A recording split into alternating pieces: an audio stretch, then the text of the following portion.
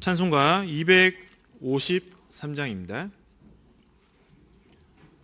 찬송가 253장 함께 찬송하시겠습니다.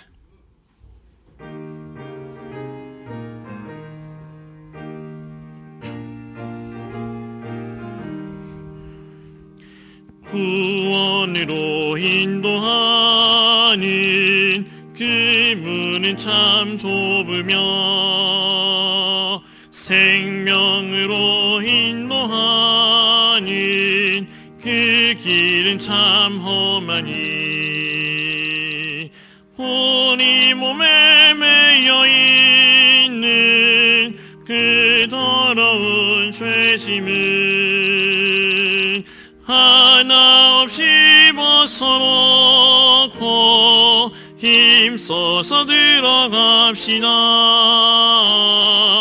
구원으로 인도하는 그 좁은 문 들어가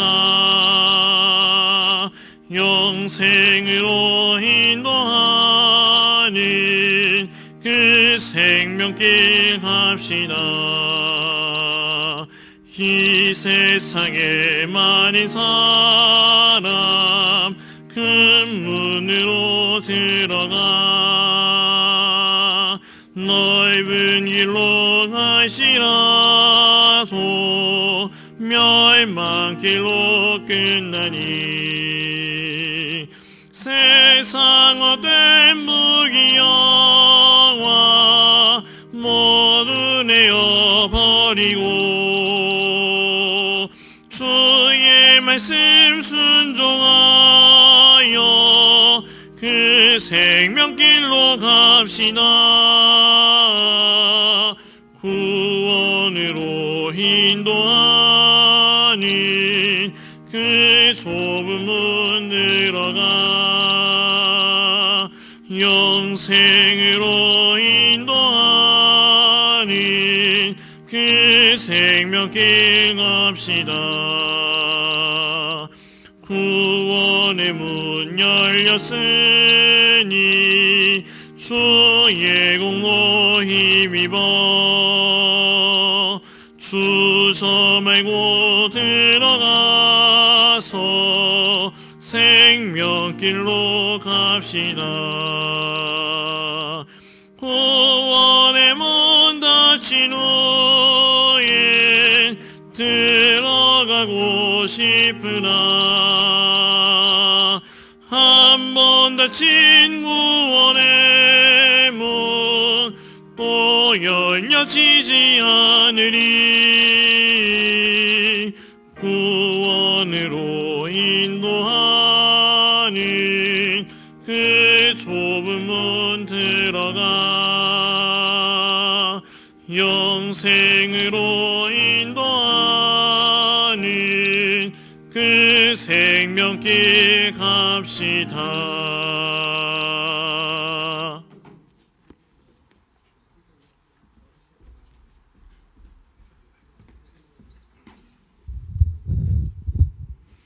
안녕하세요. 네, 선거 감동 시간입니다. 지금 오시는 분들은 좀 앞쪽으로 당겨서 앉아주시고요. 그리고 그 스티커 붙인 자리에 앉으시면 됩니다. 그러면 지난주 말씀 로마서 2장 6절로 8절 말씀을 두 번 같이 암송하시겠습니다. 하나님께서 각 사람에게 너로 보응하시되 참고 선을 행하여 영광과 존귀와 썩지 아니함을 구하는 자에게는 영생으로 하시고 오직 당을 지어 진리를 쫓지 아니하고 불의를 쫓는 자에게는 노와 분으로 하시리라. 로마서 2장 6절로 8절 말씀. 하나님께서 각 사람에게 그 행한 대로 보응하시되 참고 선을 행하여 영광과 존귀와 썩지 아니함을 구하는 자에게는 영생으로 하시고 오직 당을 지어 진리를 쫓지 아니하고 불의를 쫓는 자에게는 노와 분으로 하시리라. 로마서 2장 6절로 8절 말씀. 이번 주 말씀은 요한계시록 22장 10절로 13절 말씀을 두 번 같이 암송하시겠습니다. 또 내게 말하되 이 책의 예언의 말씀을 인동하지 말라. 때가 가까우니라. 불의를 하는 자는 그대로 불의를 하고 더러운 자는 그대로 더럽고 의로운 자는 그대로 의를 행하고 거룩한 자는 그대로 거룩되게 하라. 보라, 내가 속히 오리니 내가 줄 상이 내게 있어 각 사람에게 그의 일한 대로 갚아주리라. 나는 알파와 오메가요 처음과 나중이요 시작과 끝이라. 요한계시록 22장 10절로 13절 말씀. 또 내게 말하되 이 책의 예언의 말씀을 인봉하지 말라. 때가 가까우니라. 더러운 자는 그대로 더럽고 의로운 자는 그대로 의를 행하고 거룩한 자는 그대로 거룩되게 하라. 보라, 내가 속히 오리니 내가 줄 상이 내게 있어 각 사람에게 그의 일한 대로 갚아주리라. 나는 알파와 오메가요 처음과 나중이요 시작과 끝이라. 요한계시록 22장 10절로 13절 말씀. 다음 주 말씀은 데살로니가 후서 2장 10절로 12절 말씀을 소식지를 보시고 두 번 같이 천천히 읽으시겠습니다.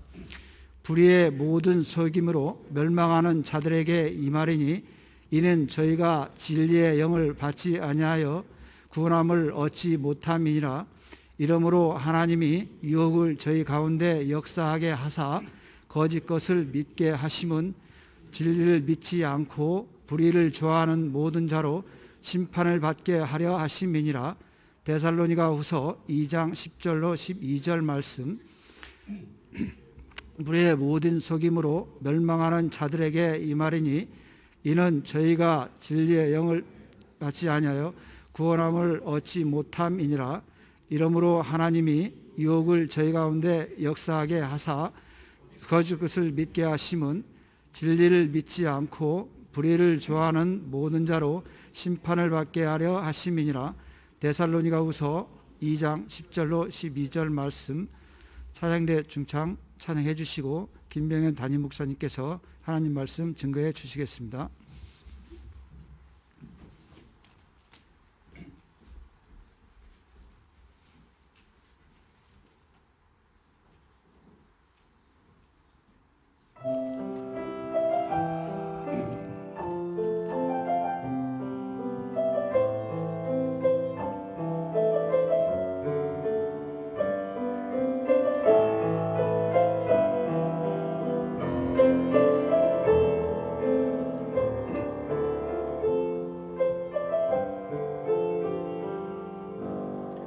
힘들고 지쳐 낭망하고 넘어져 일어날 힘 전혀 없을 때에 조용히 다가와 손잡아 주시며 나에게 말씀하시네.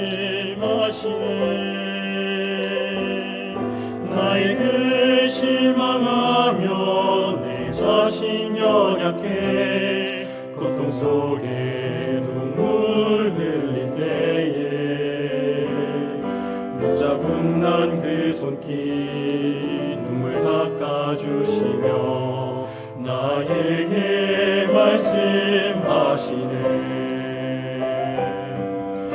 너는 내 아들이라. 오늘날 내가 너를 낳도다. 너는 내 아들이라. 나의 사랑하는 내 아들이라.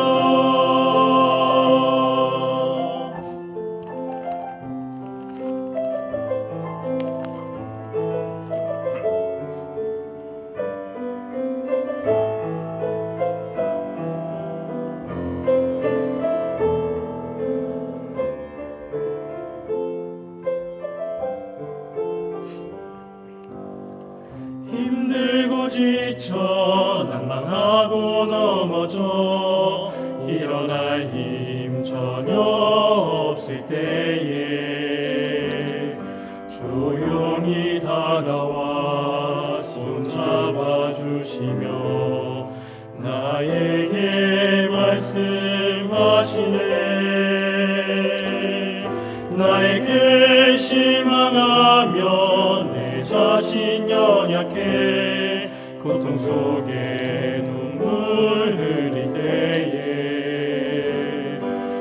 어긋난 그 속이 눈물 닦아주시며 나에게 말씀하시네.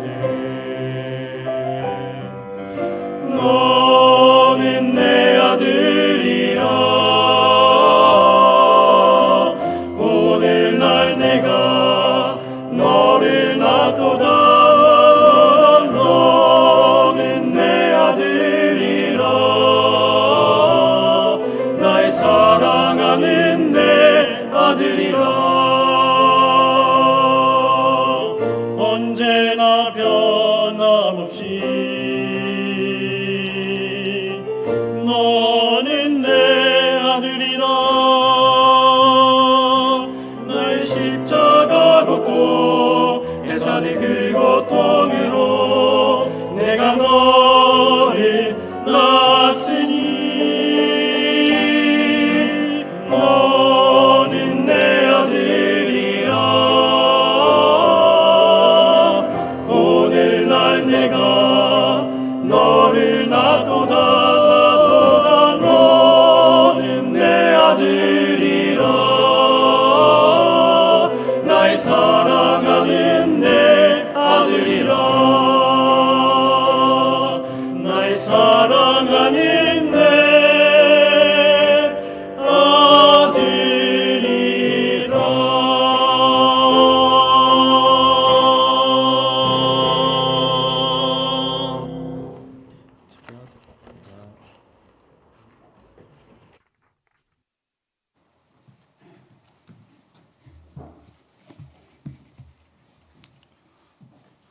예, 안녕하세요. 예, 2달 만에 뵈니까 너무나 반갑죠? 아마 그 사랑하는 형제자매님들 오늘 볼 수 있다는 그 설렘 때문에 어제 저녁에 잠을 설치신 분 혹시 있으세요? 잠을 설칠 줄 알았더니 어제 저녁에 편안하게 잠을 잤습니다, 저는. 아무튼 두 달 만에 뵙는 형제자매들 너무나 반갑고요. 2달 동안에 또 복성학교에 모든 식구들이 아무 또 일이 일어나지 않고 또 지내게 된 거 감사하고요.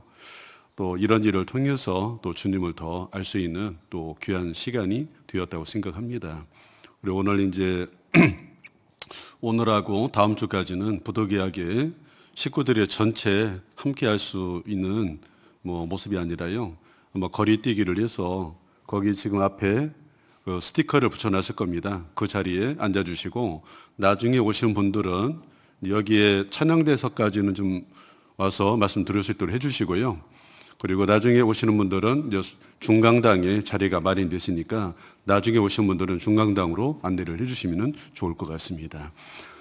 자, 오늘 모처럼 만에 뵀으니까요. 옆에 형제자매들 보시면서 사랑합니다 해야 되겠죠? 예, 사랑합니다 한번 인사하고 시작하는 거 하겠습니다.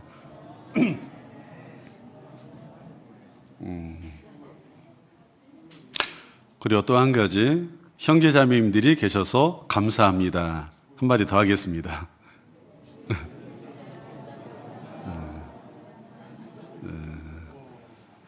예, 그럼 같이 잠깐 기도 드리겠습니다. 거룩하고 자비로우신 살아계신 아버지 하나님 감사합니다. 죄로 말미암아 죽을 수밖에 없고 영원한 심판과 형벌을 받아야 마땅할 저희를 주님께서 구원해 주시고 또 영원한 천국에 들어갈 수 있는 소망을 주시고 또 남은 생에 주를 위해서 살 수 있도록 해주셨음에 진정 감사를 드립니다. 우리가 구원받고 살아가는 날 주님을 위해서 살기를 원하지만은 아직도 연약한 부분을 가지고 또 모난 부분을 여전히 가지고 살아가는 저입니다. 날마다 말씀으로 우리 마음을 붙들어 주시고 변화시켜 주셔서 정말 구원받은 그리스도인으로서의 합당한 모습을 가지고 살게 하시고 우리의 삶을 통해서 하나님께만 영광이 돌아가도록 해주시고 또 우리의 삶을 또 지켜보는 구원받지 못한 가족과 이웃들에게 우리의 변화된 모습을 통해서 하나님을 선포하고 또 많은 사람들을 구원의 길로 인도하는 일에 우리 각자가 다 쓰임받을 수 있도록 해주시기를 원합니다. 정말 주님께서 작정하신 마지막 때를 우리가 살아가고 있다는 것을 이번 코로나 사태를 통해서 더욱더 우리가 깨닫고 알게 되었습니다. 이러한 때 더욱더 신앙이 잠을 자지 않고 깨어서 정말 그리스도인으로서의 합당한 모습을 가지고 또 구원받지 못한 많은 사람들에게 더 힘을 다해서 이 복음을 전할 수 있는 우리들이 될 수 있도록 해주시기를 간절히 원합니다. 오늘도 증거되는 말씀을 통해서 주님의 뜻을 더 알 수 있도록 도와주시기를 원하면서 우리를 뒤에서 구원해 주신 예수님의 이름으로 기도드렸습니다. 아멘. 네, 같이 성경 말씀 마태복음 16장 말씀을 같이 찾아보도록 하시겠습니다.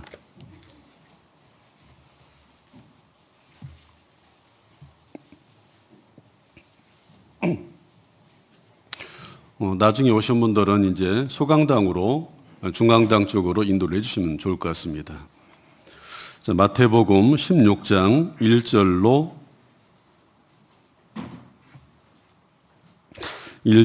4절까지 말씀을 같이 읽어보도록 하겠습니다. 마태복음 16장 1절로 4절까지 말씀 같이 읽겠습니다.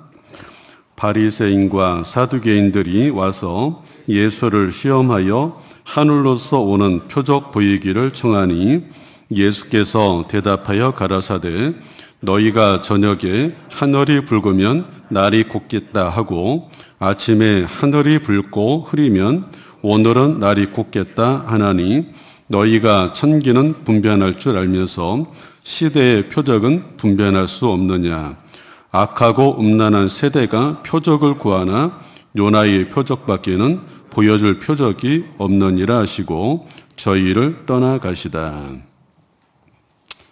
한 2달 정도 기간 동안에 우리가 이제 코로나 사태가 일어나서 아마 개인적으로 또 가정적으로 또 국가적으로 또 세계적으로 많은 어려움들을 또 겪고 있고 지금도 진행 중이라고 생각합니다. 물론 우리가 이제 이 세계를 또 계획하고 경영하고 다스려 가시는 분은 하나님이기 때문에 또 이런 일을 통해서 하나님께서 하시고자 하는 일들이 있으리라는 것을 우리가 믿습니다. 이러한 일을 통해서 이러한 일이 생겨서 가정 안에서 우리가 지내는 일들이 있었다 하더라도 우리가 믿음 안에서 살기를 원하는 우리 식구들은 이런 때 너 신앙이 퇴보하고 또 넘어져 있는 식구들이 아니라 이런 일을 통해서 더 주님 의지하고 또 주님을 바라보면서 또 잘 견뎠으리라 생각하고요. 또 이런 일을 통해서 개인의 경건, 내 생활을 아마 이런 시간을 통해서 실천할 수 있었다고 생각합니다. 아마 이런 기간이 지난 이후에 또 우리가 자유롭게 모임을 갖고 또 전도할 수 있는 여건들이 주어졌을 때 또 가족과 또 지인과 이웃들에게 더 힘있게 또 복음을 전할 수 있는 또 기회가 또 되리라 생각합니다. 근데 그때를 바라보고 또 몇 주만 잘 또 견디면 될 테니까요. 다 준비를 했으면 좋겠습니다. 오늘은 마태복음 16장 이 말씀을 통해서 여기에 분별하라. 우리가 신앙생활을 하는 가운데 분별하는 것은 참 중요하다고 생각합니다. 우리가 성경 말씀을 옳게 분별을 했을 때 그 말씀을 우리가 좇아서 또 생활하기 때문에 또 우리가 말씀을 정확히 알고 분별하는 것이 필요할 것 같고요. 그리고 우리가 살고 있는 이 시대가 어느 시대인지를 또 우리가 말씀을 통해서 정확히 아는 것도 필요하리라 생각합니다. 자, 예수님 당시에 여기 바리새인과 사두개인들이 와서 예수님께 질문하는 내용이 있습니다. 표적을 예수님께 와서 그 표적을 더 보여달라는 것을 물어보는데 물어보는 의도가 여기에 정말 진리를 알기를 원하고 믿기를 원하는 그 마음을 가지고 와서 질문하는 의도보다는 여기 시험하려고 하는 의도를 가지고 예수님께 물어보는 사람들이거든요. 그럼 우리가 이제 성경에 바리새인과 사두개인들이 와서 예수를 시험하여 어떤 진리를 정확히 알고 믿고자 하는 마음이 아니죠. 어떤 예수님을 시험해서 어려움에 빠뜨리려고 물어보는 의도죠. 근데 이런 사람들이 이때 당시만 있는 게 아니라 뭐 지금도 그런 사람들이 있다 생각합니다. 근데 구원을 받은 우리에게 와서 많은 사람들이 뭐 물어보기도 하잖아요. 근데 우리가 그 의도를 정확히 알아야지만이 거기에 대체해서 또 대응을 할 수 있다 생각합니다. 그래서 잠언 26장 4절에 보면은 미련한 자의 어리석은 걸 따라 대답하지 말라. 두렵건대 내가 그와 같을까 하노라. 미련한 자의 어리석은 걸 따라 그에게 대답하라. 두렵건대 그가 스스로 지혜롭게 여길까 하노라. 여기에 미련하게 질문하는 그 사람에게 대답하지 말라는 말씀도 있고, 또 여기에 대답하라는 말씀도 있죠. 어리석게 미련하게 물어보는 사람, 그 의도를 알고 어떤 사람에게는 정확히 대답을 해줄 사람도 있고 어떤 사람에게는 대답을 해주지 말아야 할 사람들이죠. 그럼 예수님께서 와서 물어보는 많은 사람이 있는데 그 많은 사람에게 예수님께서 다 답을 해준 건 아니죠. 거기에 이 서기관들과 바리새인들이 또 예수님께 와서 물어보는 내용이 있는데, 예수님께서 일을 하는 이 권세가 누가 줘서 이런 권세를 가지고 일을 하느냐라고 물어볼 때 예수님께서 그럼 요한의 세례가 하늘에서 온 거냐 사람에게서 온 거냐라고 물어봤죠. 그러니까 물어봤던 이 사람들이 세례 요한의 행적을 아는데 세례 요한이 그 권세가 하늘로서 왔다 생각하면은 왜 안 믿었냐라고 할 거고, 이게 사람에게서라고 한다면은 많은 사람들이 세례 요한은 인정하는 사람이잖아요. 그러니까 답을 못할 상황이잖아요. 그러니까 우리도 모르겠다 하니까 예수님도 거기에 대한 답을 안 해줬죠. 그런데 또 다른 사람들이 와서 이 세금 바치는 문제에 대해서 물어봤죠. 세금 바치는 것이 옳으냐라고 물어볼 때 쇳돈 하나를 보이라 라고 하면서 이 화상이 누구 거냐라고 물어보고 가이사입니다. 그러면 가이사의 것은 가이사에게, 하나님의 것은 하나님께 드리면 된다라고 답을 해줬죠.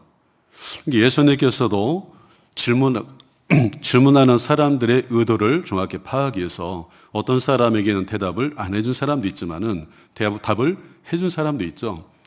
근데 우리에게도 동일하게 많은 사람들이 질문하는 내용들이 있잖아요. 질문하는 의도를 정확히 파악해서 어떤 사람에게는 답을 해줘야 할 사람도 있지만은 진짜 저 사람이 믿을 의도가 아니고 진짜 어렵게 하려고 질문하는 사람이라면은 답을 안 해주는 것이 지혜가 있는 거죠. 그래서 여기에 바리새인과 사두개인들이 와서 예수를 시험하여 가로되, 근데 시험하려고 질문하는 의도가 있습니다. 그리고 거기에 하늘로서 오는 표적 보이기를 청하니, 예수님의 삶 속에서 많은 이적들이 나타났죠. 그런데 그 이적과 표적이라는 건 좀 차이가 있죠. 이적이라는 것은 초자연적인 이적이 나타나는 현상을 얘기하는 거죠. 그런데 그 이적을 통해서 하나님의 능력이 나타나는 것으로 끝나는 거고, 표적이라는 것은 이적이 나타나는 것뿐만 아니라 그 이적을 통해서 하나님께서 교훈하시는 내용들이 담겨져 있는 거죠. 바로 예수님께서 하신 그 일 가운데서는 이적만 나타나고 끝나는 게 아니라 그 이적을 통해서 하나님께서 하시고자 하는 교훈들이 그 안에 다 담겨져 있는 겁니다.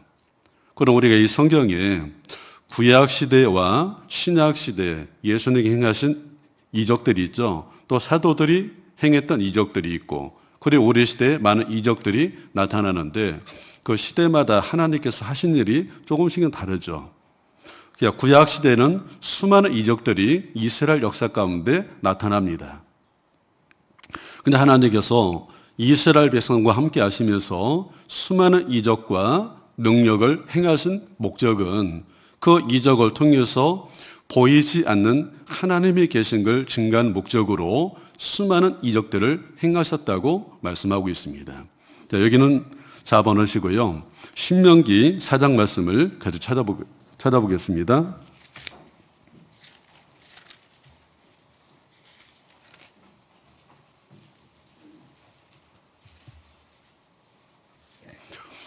신명기 4장 32절부터 보겠습니다. 내가 있기 전 하나님이 사람을 세상이 창조하신 날부터 지금까지 지나간 날을 상고하여 보라. 하늘 이 끝에서 저 끝까지 이런 큰일이 있었느냐? 이런 일을 들은 적이 있었느냐? 어떤 국민이 불 가운데서 말씀하신 하나님의 음성을 너처럼 듣고 생존하였었느냐? 어떤 신이 와서 시험과 이적과 기사와 전쟁과 강한 손과 편팔과 크게 두려운 일로 한 민족을 다른 민족에게서 인도하여 낸 일이 있느냐? 이는 다 너희 하나님 여호와께서 애굽에서 너희를 위하여 너희 목전에서 행하신 일이라. 35절은 같이 읽어보죠. 이것을 내게 나타내심은 여호와는 하나님이시요 그 위에는 다른 신이 없음을 내게 알게 하려 하심이니라. 자, 이스라엘 역사 가운데 하나님께서 행하신 일들을, 물론 이때는 가나안 땅 들어가기 전에 지금 신명기서 말씀을 얘기하는 거죠. 애굽에서 있었던 사건과 애굽에서 출애굽한 사건과 광야 사건을 얘기하면서 그 가운데 하나님께서 수많은 이적들을, 능력들을 행하셨잖아요. 그 행하신 목적에 대해서 여기 35절에 이것을 내게 나타나심은 여호와는 하나님이시요 그 위에는 다른 신이 없음을 내게 알게 하려 하심이라. 하나님이 계신 것을 알게 하는 목적으로 수많은 초자연적인 이적을 행하셨다고 말씀하고 있어요. 이런 일을 통해서 이스라엘 백성들은 바로 보이지는 않을지라도 하나님이 분명히 계시다는 것을 받아들이게 된 거죠. 그럼 이적을 통해서는 하나님이 계신 것을 증거할 수 있는데 천국에 갈 수 있는 것은 우리가 구원을 받아야 되는 거잖아요. 이제 구원을 받고 천국에 갈 수 있는 것은 이적을 통해서 행할 수 있는 것이 아니죠. 그래서 이제 이 구약 시대에 수많은 이적을 통해서 하나님이 계신 걸 증거하고 그 하나님께서 죄 때문에 심판을 받고 지옥에 갈 사람들을 구원하는 그 일을 위해서 계획하신 일이 있죠. 바로 하나님께서 육신을 입고 세상 속에 들어오셔서 십자가에 죽으시고 부활하셔서 인간을 구원할 일들을 계획하셨고 그 일을 구약 성경에 수많은 말씀을 통해서 예언하셨죠. 메시아를 보내줄 거다. 그리스도로 보내줄 거다. 라는 것이 약속이 되어 있고 그 예수님께 실제 오셔서 하신 일이 가장 중요한 일이 죽으시고 부활하신 일이지 않습니까?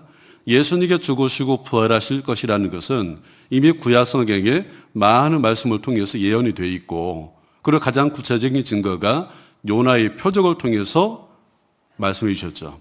그래서 예수님께서 마태복음 16장 본 말씀입니다. 가보시면요.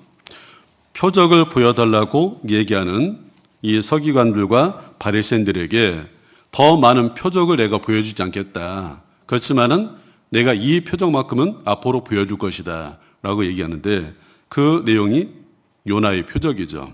그래서 여기에 4절 같이 읽어보죠. 악하고 음란한 세대가 표적을 구하나 요나의 표적밖에는 보여줄 표적이 없느니라 하시고 저희를 떠나가시니라. 예수님께서 많은 이적과 표적을 나타내 보였는데 왜 더 많은 표적을 보여주지 않았을까요? 바로 이적을 보고 쫓아가는 그런 믿음은 악하고 음란하다는 거죠. 악하고 음란한 게 뭡니까? 음란한 여인들, 돈만 많을지면은 어떤 남자라도 따라갈 수 있다. 그게 음란한 거죠. 바로 이적만 보고 따라가는 사람들을 향해서 악하고 음란하다. 그리고 더 많은 표적을 보여주지 않겠다고 됐죠. 그러면서 요나의 표적은 내가 앞으로 보여주겠다. 그 요나의 표적이 뭡니까? 이 말씀은 예수님께서 직접 마태복음 12장에도 동일한 내용이죠. 표적을 더 보여달라는 서기관들과 바리새인들에게 요나의 표적을 얘기하면서 요나가 밤낮 사흘을 물고기 뱃속에 있었던 것처럼 인자도 땅 속에 있으리라. 그 내용은 장차 예수님께서 십자가에 죽으시고 부활하실 내용을 요나서를 통해서 얘기하는데 그 요나가 물고기 뱃속에 니느웨에 가서 하나님 말씀 선포하라 했는데 불순종하고 다시스로 가다가 그 배 안에서 있다가 바다에 던져졌죠. 그래서 큰 물고기가 요나를 삼켰는데 그 물고기 뱃속에서 3일 동안 회개하면서 기도를 했고 그리고 토해져서 결국에 니느웨에 가서 하나님 말씀을 선포한 내용이 요나서 말씀에 기록이 되어 있잖아요. 그 요나서의 그 말씀을 예수님께 직접 인용해서 요나의 표적, 요나가 밤낮 물고기 뱃속에서 3일 동안 했다가 살아나와 있잖냐 한 것처럼 예수님도 십자가 죽지만은 3일 만에 부활할 거다. 그 내용이 요나의 표적이죠. 이것만큼 반드시 앞으로 보여주겠다라는 거죠. 그 표적을 예수님께서 이스라엘 백성들에게 또 우리에게도 보여줬습니다. 그리고 예수님께서 공생의 기간 동안에 수많은 이적들을 행하셨지 않습니까? 그 내용들은 예수님께 죽으시고 부활하신 이후에 바로 성령의 역사로 행해질 때 각 사람 안에 이루어질 내용을 영적인 내용을 그림자로 보여준 내용이죠. 눈먼 소경을 예수님께 눈을 띄워줬습니다. 그것은 우리가 구원받기 전에 영적인 소경이었잖아요. 근데 우리가 구원을 받을 때 눈이 띄어졌습니다. 영적인 소경이었던 우리 각자가 구원을 받을 때 신령한 것을 볼 수 있는 눈이 띄어졌고 신령을 들을 수 있는 귀가 열렸고 또 안진뱅이가 일어서고 또 문둥병자가 깨끗함 받았다는 것은 문둥병자는 죄인을 얘기하는 거잖아요. 근데 죄인된 우리가 예수님을 통해서 죄가 다 사함받고 깨끗해질 것을 보여주는 사건들이죠. 그리고 그 예수님께서 이제 죽으시고 부활하신 후에 복음이 다 완성된 뒤에 사도들이 말씀을 전하는 가운데 또 사도들을 통해서 수많은 이적들이 나타났죠. 베드로를 통해서 바울을 통해서 이적들이 나타났습니다. 근데 그 이적은 하나님을 증거하는 목적이 있는과 동시에 또 한 가지 바로 사도들이 전하는 복음이 확실하다는 것을 증거하기 위해서 이적들이 필요했던 거죠. 이적만 전하고 끝나는 게 아니라 그 이적을 통해서 말씀을 확실하게 전하고 이 성경 전체에 가장 중요한 것은 예수님을 증거하는 것이 목적이잖아요. 그 예수님께 하신 복음에 관한 내용을 전하는 것이 목적이죠. 그래서 마가복음 16장을 한번 찾아보시죠.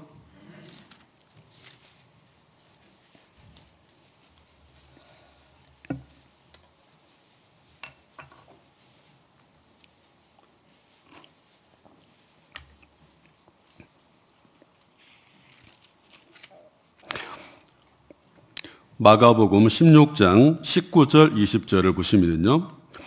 주 예수께서 말씀을 마치신 후에 하늘로 올리우사 하나님 우편에 앉으시니라. 20절은 같이 읽어보죠. 제자들이 나가 도로 전파할새 주께서 함께 역사하사 그 따르는 표적으로 말씀을 확실히 증거하시니라. 그 사도들이 나가서 도로 전파하는데 전파하는 과정 속에서 수많은 이적과 표적이 나타났다고 그랬죠. 그 따르는 표적으로 뭘 전했다고 했습니까? 말씀을 확실하게 전하니라. 자, 이때는 신약 성경이 완성이 안 됐을 때죠. 사도들이 전하는 이 말씀이 확실한지를 우리는 말씀을 통해서 받아들이는데 이때는 신약 성경이 기록이 되기 전이죠. 그러니까 사도들이 전하는 말씀이 확실하다는 것을 이 표적, 이적을 통해서 증거하고 그리고 예수님께서 완성한 이 복음도 확실하다는 것을 증거하는 목적으로 표적이 필요했다는 얘기죠. 표적이 나타나지 않았으면 사도들이 전하는 이 복음도 받아들이지 않으니까. 그러니까 따르는 표적으로 말씀을 확실하게 증거했다. 그 말씀이 복음에 관한 말씀을 확실하게 증거해서 구원을 받게 하는 거죠. 목적이. 그리고 우리야 사단 마귀도 하나님처럼 능력은 있지 못하지만은 부분적인 능력은 가지고 있잖아요. 이 사단을 통해서 나타나지는 수많은 이적과 능력들이 또 있습니다. 무슨 목적으로요? 정말 진리를 믿지 못하고 구원함을 얻지 못하도록 하는 목적으로 이 사단은 사람들에게 이적을 나타내서 그걸 쫓아가도록, 그리고 결국에 거짓 것을 줬고 구원을 받지 못하도록 하는 목적으로 이런 이적과 능력이 나타난다고 되어 있죠. 자, 데살로니가 후서 2장 말씀을 한번 찾아보시죠.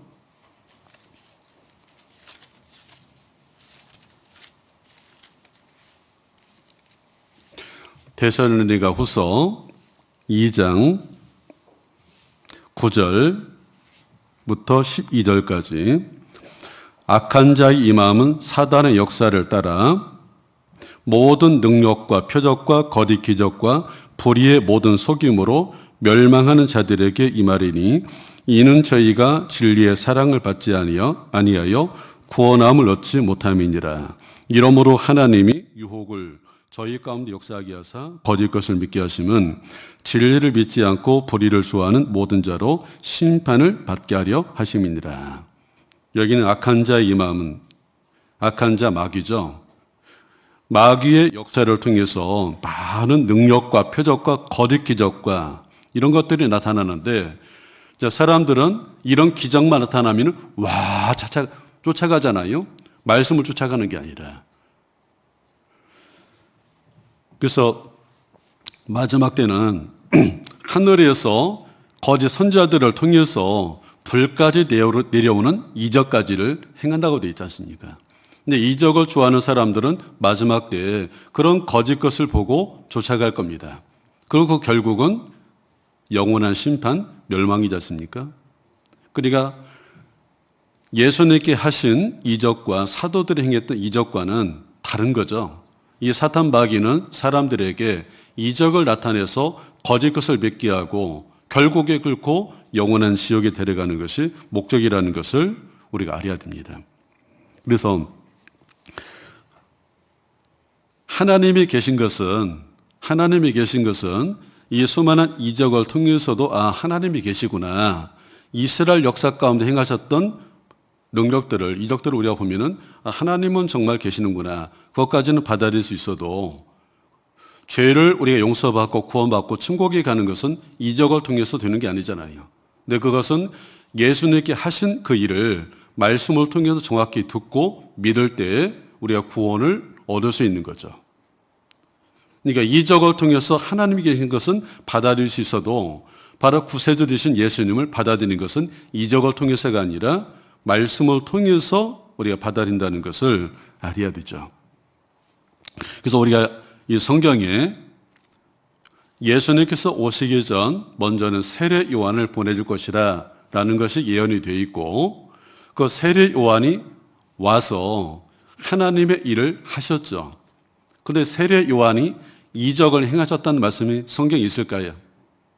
세례 요한이 와서 예수님 앞에 6개월 전에 와서 하나님의 일을 하셨는데 세례 요한이 이적을 행하면서 하나님이 했다. 그런 내용은 없죠.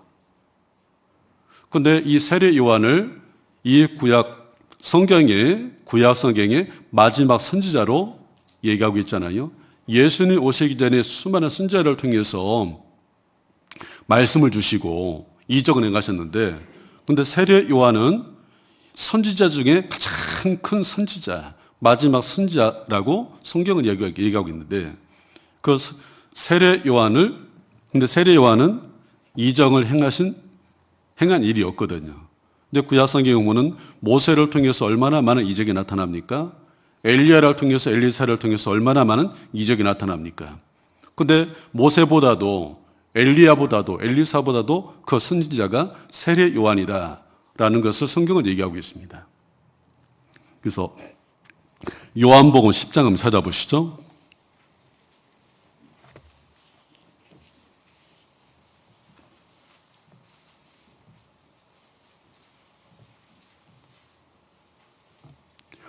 요한복음 10장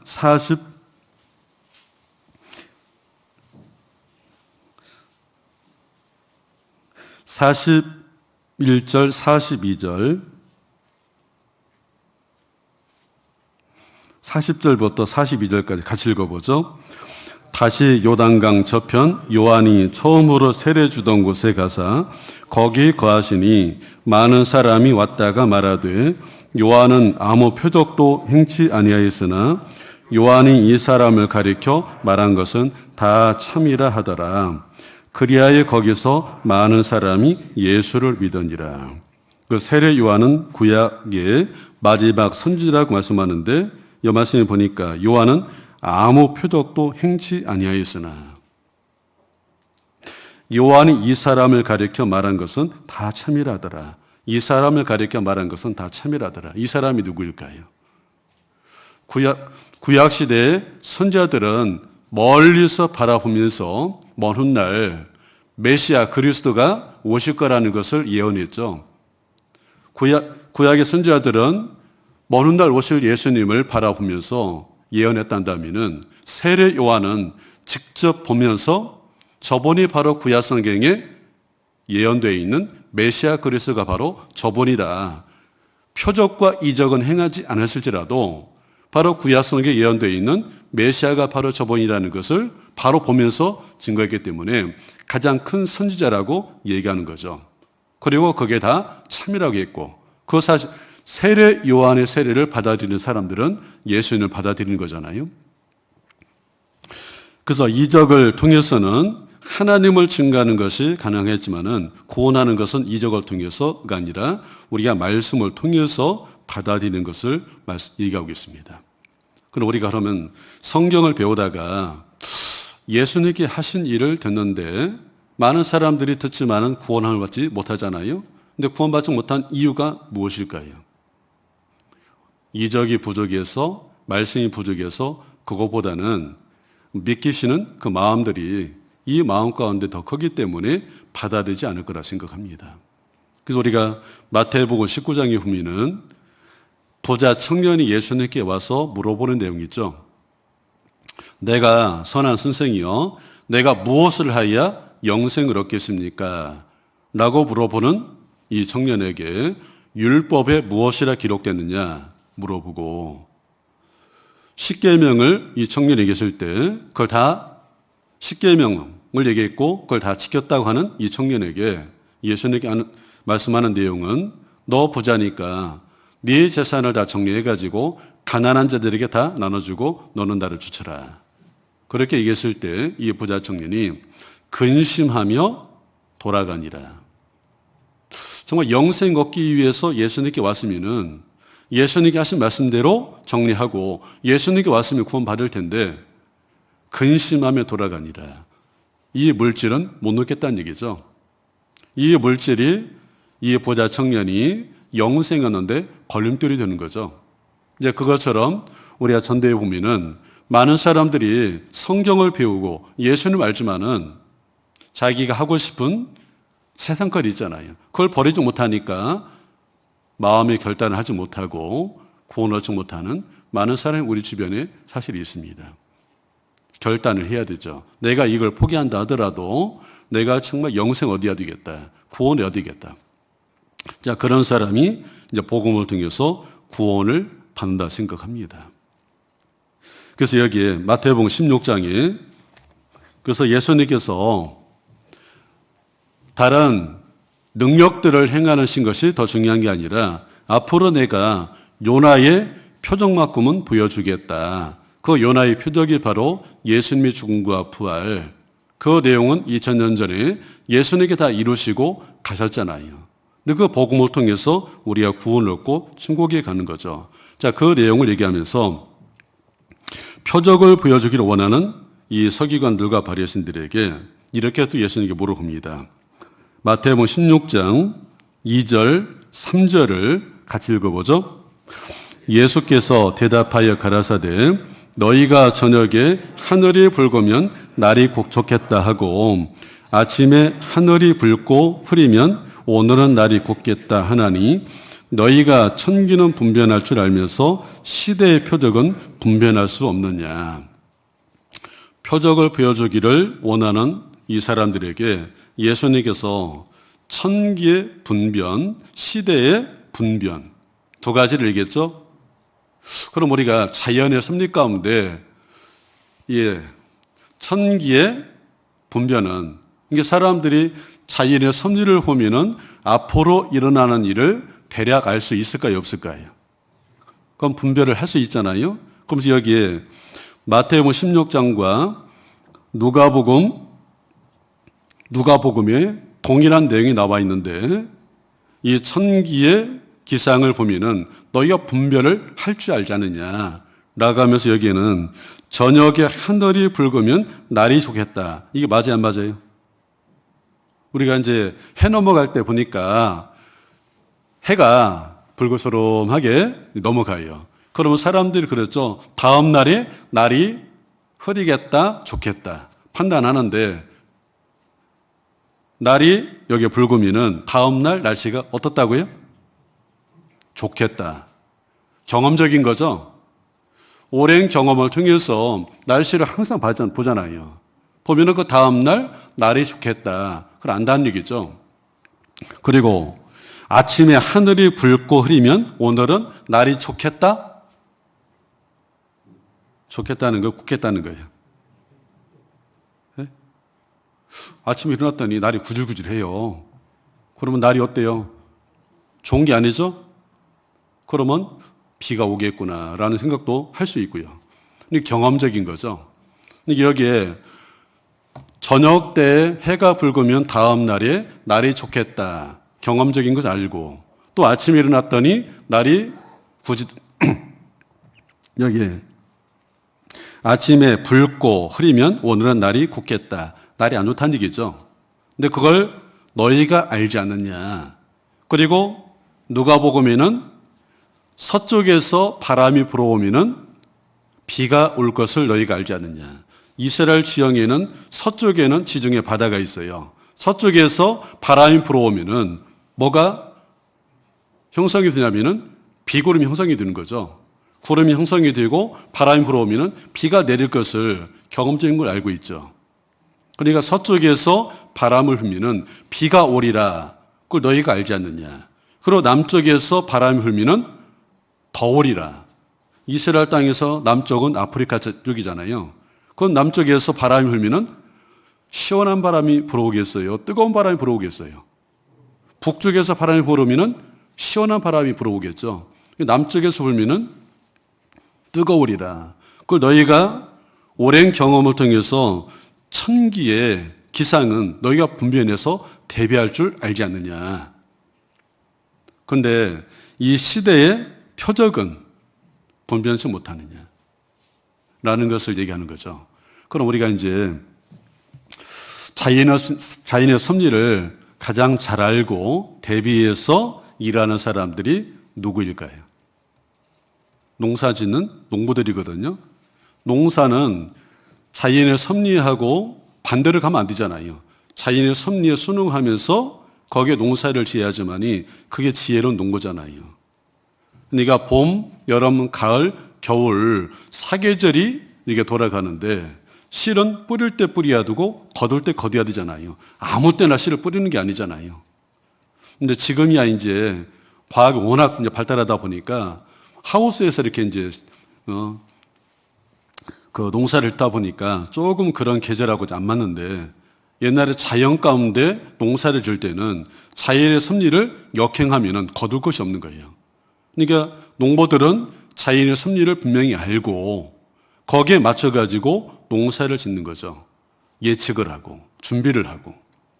자, 그것처럼 우리가 인생 안에서도 사람을 보면은 이 사람이 앞으로 어떻게 살 거다 예측을 대략은 할 수 있을까 없을까요? 네? 우리가 저 한 사람을 보면은 많은 사람들이 있잖아요. 많은 사람인데 저 사람 앞으로 어떤 일을 하겠다, 어떻게 살겠다라는 것을 대략은 예측할 수 있는 내용들이 있거든요. 근데 우리가 성경에 보면은 예수님의 12제자 중에 12명을 다 선택해서 데리고 다니면서 말씀도 가르치고 이적도 보였는데, 그 중에 예수님을 팔아먹었던 가룟 유다, 평상시 했던 일이 뭐죠? 돈꾀를 맡아가지고 돈을 훔쳐가미르라. 나는 이게 최고야 라는 생각이 있으니까 이 사람은 나중에 결국 예수님 어때요? 은30에 팔아먹어 버리잖아요. 그리고 에서는 신령한 것에는 관심이 없잖아요. 그렇게 살아가니까 나중에 장자의 명분은 어때요? 장자의 축복을 팥죽 한 거에 팔아먹어 버리잖아요. 이 신령한 것 가치를 알지 못하니까 육신의 것이 크다 생각하니까 장자의 축복이 얼마나 큰 것이라는 것을 알지 못하니까 팔아먹어 버리잖아요. 그런데 우리가 성경에 하나님을 알고 살아가는 사람은 신령한 가치를 알잖아요. 축복을 알잖아요. 에녹이라는 사람은 300년간 하나님과 동행하는 삶을 살다가 산채로 들려가는 결과가 있는 거고, 다니엘은 뜻을 정해서 살아가니까 그 결과는 영광이잖아요. 바벨론 제국과 페르시아 제국의 두 개 제국의 총리 같은 사람은 다니엘이지 않습니까? 그 영광을 받고, 모세는 현재 고난받는 것이 있지만은 장차 주어질 축복과 상을 바라봤기 때문에 왕이 되는 걸 다 포기해버리고 과감하게 하나님의 백성과 고난받는 일을 선택을 했잖아요. 아니까. 자, 우리가 천기의 기상은 너희가 분별할 줄 알면서 왜 시대에 분별을 하지 못하느냐. 그럼 이 성경 안에 그 시대마다 하나님께서 하신 역사가 나와 있잖아요, 성경에. 그래서 우리가 이제 전도집회 때마다 시대 도표를 그려서 설명을 하죠.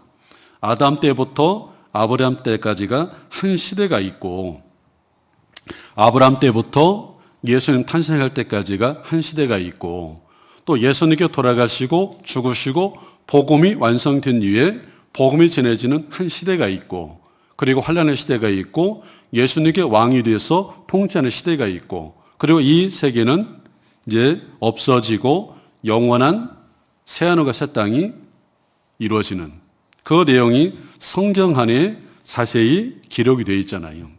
그럼 우리가 성경을 우리가 전도집회 때 하나님께 보시는 역사가 이 성경 안에 기록이 되어 있다. 역사가 기록이 되어 있는 것을 배우지 않습니까? 그 또 한 가지는 하나님께서 인간을 구원할 계획이 이 성경 안에 기록이 되어 있다. 크게는 두 가지 사건이잖아요. 하나님께서 이끌은 인간의 역사가 기록이 되어 있고, 또 한 가지는 인간을 구원할 계획이 이 성경 안에 들어가 있는 거다. 그럼 그 가운데 아담 때부터 아브라함 때까지가 한 시대를 우리가 얘기하면서 양심에 따라서 하나님을 알 수 있도록. 그런데 에덴 동산 사건과 노아 홍수 사건과 바벨탑 사건 때 타락이 돼버렸잖아요. 그 결과로 심판에 떨어졌고, 그러니까 에덴 동산에도 하나님 말씀을 불순종함으로 선악과를 따먹고 인류가 타락이 됐죠. 그 노아 당시에는 하나님을 떠나서 전 세계가 죄가 관영했던 시대, 물심판에 떨어졌잖아요. 그리고 바벨탑 쌓는 시대는 세계 다 터져 살으라고 했는데 신월 평지에 모여 살았어요. 그 결과가 언어를 흩어버려가지고 전 세계에 흩어버리지 않습니까? 그것도 심판이죠. 우리가 언어 때문에 많은 어려움이 있잖아요. 하나님께서 언어를 흩어버린 것도 하나님이 내린 심판이라고 얘기하죠. 그래서 하나님께서 하나님을 찾는 자가 없던 시대에 하나님이 계신 걸 증거하기 위해서 한 사람, 한 민족을 선택했는데 바로 그게 아브라함과 이스라엘 민족이죠. 이스라엘 민족 가운데 민족을 선택하시고 그 이스라엘 백성들에게 말씀을 주셨죠. 그 말씀을 주시면서 이 말씀대로 순종하고 살라고. 순종하면 복을 주고 불순종하면 저주를 내리겠다는. 그런데 이스라엘 역사 가운데 순종해서 복을 받은 것보다는 불순종해서 심판을 받는 역사가 더 많죠. 그리고 그 이스라엘 역사 가운데 예수님께서 오셨는데 그 오신 목적은 이스라엘 민족뿐만 아니라 이방인까지 포함해서 모든 사람들을 구원하는 그 일을 위해서 예수님께 오셨습니다. 그 구원하는 것은 예수님께서 죽으시고 부활하셔야 되잖아요. 그래서 예수님께서 2000년 전에 오실 때는 십자가에 죽으셔서 인간을 구원한 일을 완성하기 위해서 오셨고, 그래서 복음이 완성이 된 겁니다. 그리고 장차 예수님께 오실 때는 인간을 구원한 그 일이 아니라 만왕의 왕으로 와서 이 세계를 통치하는 목적을 가지고 이 세상에 오시는 거죠. 그 예수님께서 이제 공중 재림하는 그 사건, 초림에서 예수님께 오시는 때까지를 은혜 시대라라고 말씀하고 있잖아요. 은혜 시대. 예수님께서 죽으시고 부활하시고 이 복음이 전 세계 전해지는 그 시기를 은혜 시대라고 그랬죠. 보라, 지금은 은혜 받을 만한 때요. 보라, 지금은 구원의 날이로라 라고 하신 말씀처럼 우리가 은혜 시대에 우리가 살고 있습니다. 자, 은혜 시대가 끝나게 되면은 예수님께서 공중에 재림하시고, 그리고 이 세상 7년간 환란의 기간을 통과해서 예수님께서 7년 환란 끝부분에 이제 이 땅에 재림하셔서 천년간 왕으로서 이 땅을 통치할 거고, 천년에 차게 되면은 이 세상을 불살라서 없애고, 이 역사 가운데 하나님 믿었던 모든 사람들은 영원한 천국에 가서 영원히 사는 거고, 믿지 않는 사람들은 영원한 지옥에 가서 영벌, 영원히 심판과 형벌을 받는 걸로 역사가 끝나게 돼 있죠. 자, 그 내용이 성경 안에 기록이 돼 있고, 그 가운데 가장 중요한 것이 예수는 당시에 이스라엘 백성들이 가장 궁금했던 거, 메시아가 올 거다. 메시아가 오면은 이 로마를 정벌하고 우리를 독립시켜 줄 거다. 그렇게 고대했던 메시아가 그 이스라엘 백성들 가운데 오셨잖아요. 근데 그 예수님을 알아보지 못했죠. 알아보지 못한 이유가 이 성경에는 예수님께서 고난받을 메시아 상이 있고, 그리고 만왕의 왕으로서 오셔야 할 메시아 상이 있잖아요. 고난과 영광 그 사이에는 시차가 있는데 그걸 알지 못함으로. 그래서 자, 여기 누가복음 찾아보겠습니다. 누가복음 24장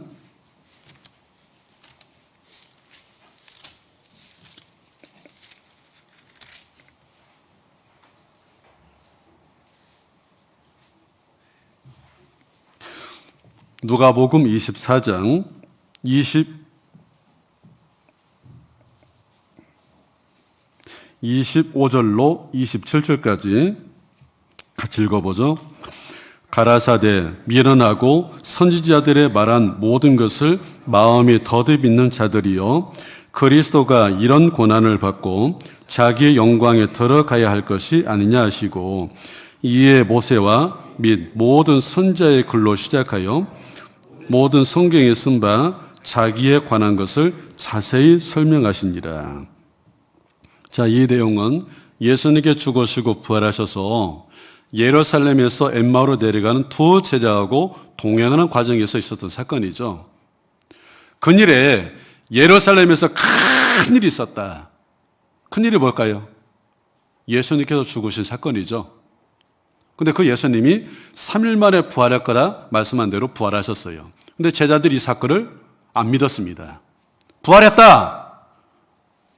얘기하는데 안 믿는 거죠. 그래서 예루살렘에 있던 두 제자 엠마오로 내려가는데 바로 예수님께 동행했는데 알아보지 못했죠.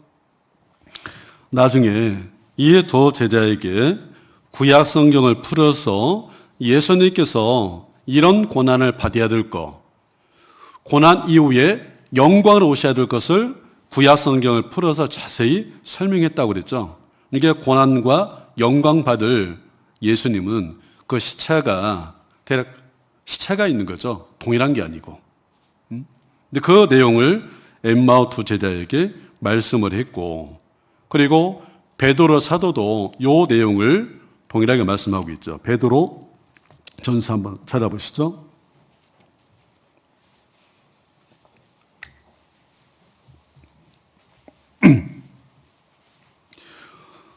베드로전서 1장 10절부터 12절까지 또 같이 읽어보죠.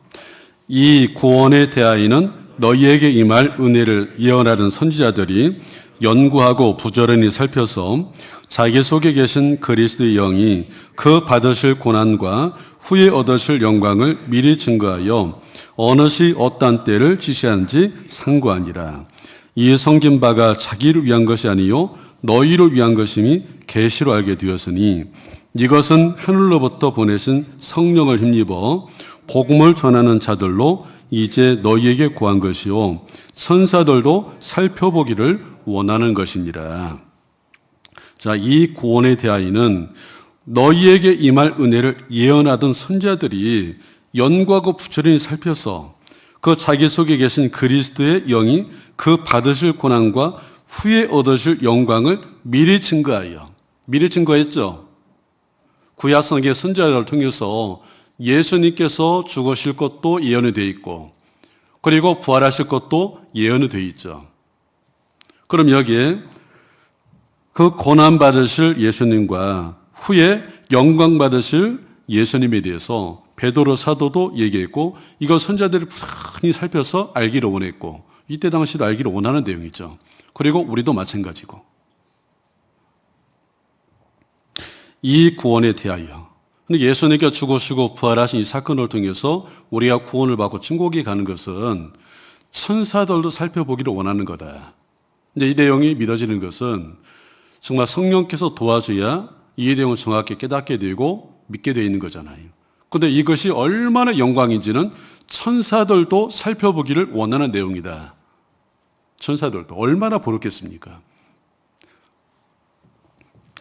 그래서 예수님도 고난받을 메시아, 후에 영광받으실 메시아에 대해서 제자들에게 설명했던 것처럼 그리고 베드로 사도도 마찬가지죠.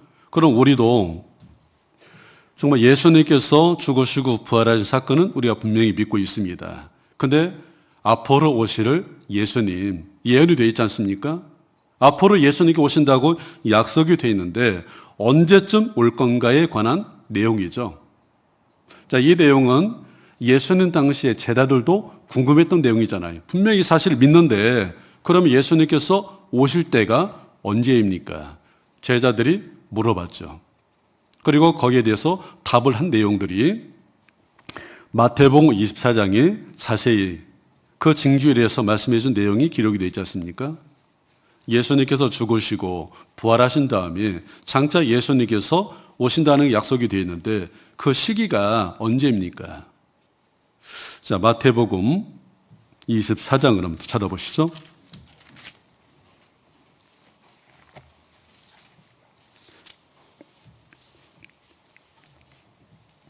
마태복음 24장 3절 또 같이 읽어보겠습니다. 예수께서 감람산 위에 앉으셨을 때 제자들이 정령이 와서 가로되 우리에게 이로소서 어느 때 이런 일이 있겠사오며 또 주의 임하심과 세상 끝에는 무슨 징조가 있사오리이까. 이 말씀은 제자들도 궁금했던 내용이기 때문에 예수님께 직접 물어보신 거죠. 바로 세상 끝에 대한 징조, 예수님께 장차 오신다는데 그때가 언제입니까? 징조가 있겠습니까? 자, 우리 시대를 은혜 시대라고 그러잖아요. 보라, 지금은 은혜 받을 만한 때요, 지금은 구원의 날이로다. 바로 복음이 전해진 그 시기를 은혜 시대. 근데 이 은혜 시대가 계속 이어지는 게 아니라 언젠가 기한이 정해져 있고 끝이 있겠죠. 그 세상 끝하고 맞물려 있는 거죠. 은혜 시대가 끝나는 시점, 세상 끝, 예수님께서 오시는 징조하고 맞물려 있는 거죠. 그럼 하나님께 이끌어가는 역사 가운데 우리가 어느 시기에 살고 있을까? 은혜 시대의 끝부분 어떻게 알 수 있어요? 예수님께서 징조에 대해서 쭉 말씀하신 내용이 마태복음 24장과 누가복음 21장에 말씀해 주셨죠. 그럼 여기 우리가 전도집회 때마다 자주 듣는 내용인데요. 제가 한번 쭉 읽어볼게요. 마태복음 24장 4절부터 보시면요. 예수께서 대답하여 가라사대 너희가 사람의 미혹을 받지 않도록 주의하라. 많은 사람이 내 이름으로 와서 이르되 나는 그리스도라 하여 많은 사람을 미혹케 하리라. 난리와 난리의 소문을 듣겠으나 너희는 삼가 두려워 말라. 이런 일이 있어야 하되 끝은 아직 아니니라. 민족이 민족을 나라가 나라를 대적하여 일어나겠고 처제의 기근과 지진이 있으리니 이 모든 것이 재난의 끝이니라. 시작이라고 그랬죠. 재난의 끝이 아니라 우리 시대에 일어나는 일은 재난의 시작, 맛배기로 보여지는 일들이다 라고 말씀하고요. 그리고 그 밑에 12절, 불법이 성함으로 많은 사람이 사랑이 식어지리라. 그러나 끝까지 견디는 자는 구원 얻으리라. 이 천국 복음이 모든 민족에게 증거되기 위하여 온 세상에 전파되리니 그제야 끝이 오리라. 한 장 넘기셨어요. 32절, 무화과 나무의 비유를 배우라. 그 가지가 연하여지고 잎사귀를 내면 여름이 가까운 줄 아나니 이와 같이 너희도 이 모든 일을 보거든 인자가, 예수님이 가까이 곧 문 앞에 이른 줄을 알라. 내가 진실로 너희에게 이르노니 이 세대가 지나가기 전에 이 일이 다 이루리라. 천지는 없어지겠으나 내 말은 없어지지 아니하리라. 그리고 37절로 39절 같이 읽어보죠. 노아의 때와 같이 인자 임함도 그러하리라. 홍수 전에 노아가 방주에 들어가던 날까지 사람들이 먹고 마시고 장가들고 시집가고 있으면서 홍수가 나서 저희를 다 멸하기까지 깨닫지 못하였으니 인자 임함도 이와 같으리라. 인자 임함도 이와 같다 라고 하면서 노아의 때와 같이 인자 임함도 이와 같으리라. 노아 때에 하나님 우리를 떠나소서 하나님을 다 밀어내버리고 살아온 결과가 죄가 세상에 관영했던 시대잖아요. 죄가 세상에 꽉 찼는데 사람들이 어떻게 살았길래 죄가 세상에 꽉 찼을까요? 그때 당시의 모습을 사람들이 먹고, 한번 따라해보세요. 먹고, 마시고, 사고, 팔고, 집을 짓고, 시집가고, 장가가고. 자, 이 일은 특별한 일이에요? 보통 일이에요? 평상시 일이잖아요. 응? 우리가 날마다 먹어야 되고, 날마다 마셔야 되고, 집 짓고, 또 시집가고, 장가가는 일, 우리가 평상시 하는 일이잖아요. 근데 문제는 뭐냐면은, 자, 육신에 이런 사람들이 날마다 하는데 관심이 있고, 그렇게 열심히 해요. 근데 하나님에 대해서, 신령한 것에 대해서는 관심이 없는 시대죠. 하나님 우리를 떠나시라고.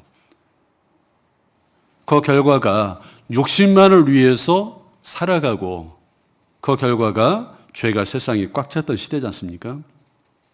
자, 이것처럼 우리 시대가 어떨까요, 여러분?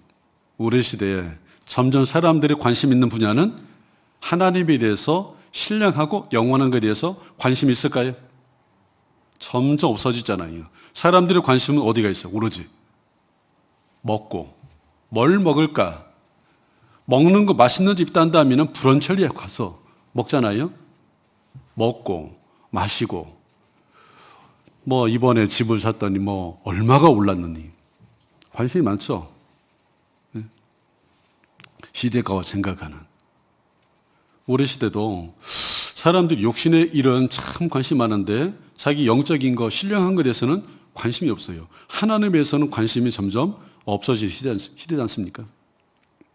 자, 이런 때에 물심판이 떨어진 것처럼 바로 우리 시대도 점점 하나님을 떠나서 죄가 점점 줄어드는 게 아니라 사람들이 배우는 것은 더 많이 배우잖아요. 우리 부모 세대보다는 지금은 배우는 것 자체가 어때요? 옛날에는 정말 초등교육도 못 받아가지고 우리 할머니들은 글을 몰라가지고 내가 이 고생을 하는데 글만 배웠어도 내가 이렇게 힘들게 살지 않았을 텐데 한탄하잖아요. 근데 지금 우리 시대는 글 모르시는 분 없잖아요. 그래도 다 고등교육 이상은 다 받잖아요. 근데 그런데도 죄는 어떨까요? 죄가 줄어드는 게 아니라 죄는 더 점점 많아지지 않습니까? 요즘에 그 언론 매체에서 나오는 모습들을 보면은 참 죄가 점점 많아진다는 것을 실감할 수 있잖아요. 노아의 때와 같이 인자의 마음도 이와 같으리라. 육신적인 그 일들을 얘기하면서 또 여기 또 한 가지가요. 사람의 미혹을 받지 않도록 주의하라. 거짓 선지자, 거짓 일꾼들이 나타나서 내가 하나님이다, 내가 예수다 해서 사람들을 미혹해서 끌고 결국에 가는 곳이 어디예요? 영원한 지옥이잖아요. 그런 사람들이 많이 나타날 것을 얘기하는데 우리 시대에 어때요? 자칭 자기가 하나님이라고 주장하는 사람들이 우리나라마다 점점 많아지잖아요. 그래서 우리나라에 정말 어려움을 겪은 것이 요 사람들 때문에 더 초기에 어려움을 겪었잖아요. 응? 거짓말로 하나님을 증거하는데 거짓말로 전파할 수 있을까 없을까요? 좀 하나님을 제대로 믿는 사람들은 자기 삶 속에서 진실해야 되잖아요. 정직해야 되잖아요. 가족과 내 친구,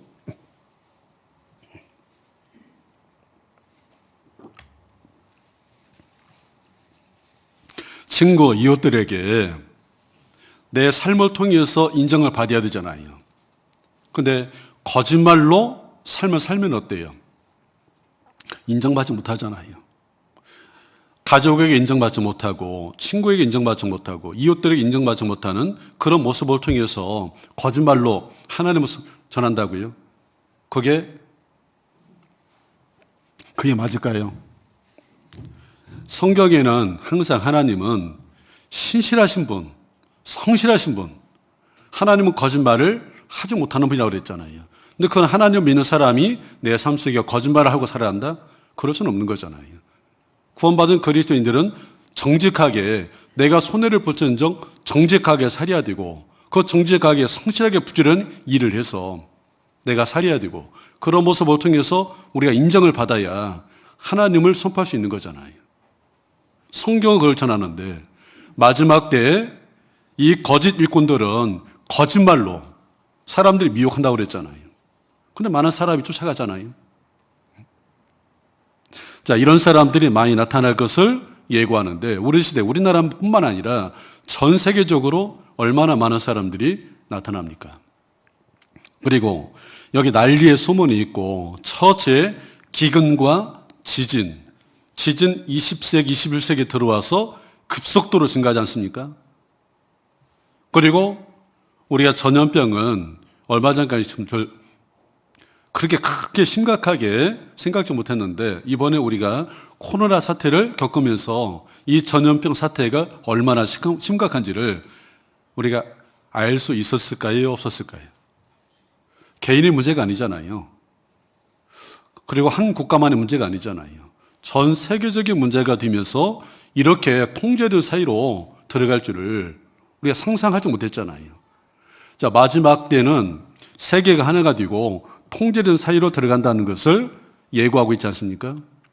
코로나 사태를 통해서 국가에서 각 개인들, 가정들을 통제하잖아요. 이거 하지 말고 이거 하지 말고 통제하는데 다 따르지 않습니까 지금? 이 사태가 지나고 나면 더 통제된 사이로 들어갈 거다 예고하고 있죠. 그게 마지막 때 진유 중에 들어가는 거죠. 그리고 다니엘서 말씀에 다니엘아 이 글을 봉함하라 마지막 때까지. 근데 이 봉함된 이 말씀이 풀리는 것은 사람들이 빨리빨리 왕래하고 지식이 급증할 때 이 봉함된 말씀이 풀리리라. 지식이 급증하는 시대에 폭발하는 시대잖아요 우리가. 컴퓨터로 보면 알 수 있잖아요. 지식이 얼마나 지금 급증하는지 과거 한 20년 전만 해도 우리가 컴퓨터 하면은 컴퓨터 맨 처음 컴퓨터 아세요? 16비트 컴퓨터 16비트 그 다음에 몇 비트예요? 32비트 그러다가 뭐 286, 386, 486 하다가 몇 기가인지. 근데 지금 2기가짜리 컴퓨터 주면 쓸까 안 쓸까요? 응? 좀 쓰도 않죠. 근데 제가 처음 노트북을 사서 쓸 때 2기가짜리가 한 200만 원 이상이 갔었어요. 그러니까 컴퓨터가 점점 이렇게 발달되는 속도로 보면은 사람들의 지식이 급증한다는 것도 알 수 있는 거잖아요. 지식이 이제 폭발하는 시대. 그리고 사람들이 얼마나 빨리 왕래하는. 옛날에는 말 타고 다녔잖아요. 걸어 다니고. 그런 시대에 성경에 기록됐지 않습니까?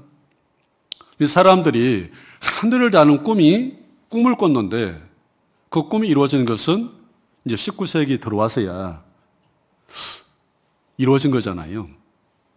불과 얼마 안 되잖아요.